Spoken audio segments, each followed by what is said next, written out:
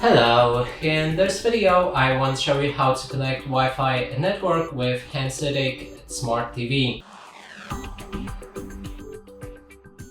To do this, first you will need to click on the home button on your remote, then navigate to the view icon in the top right corner of the screen.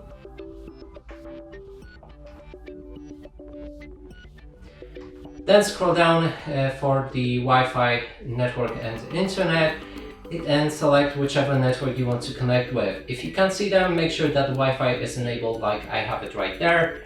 Now we can choose whichever one we like. Enter the password.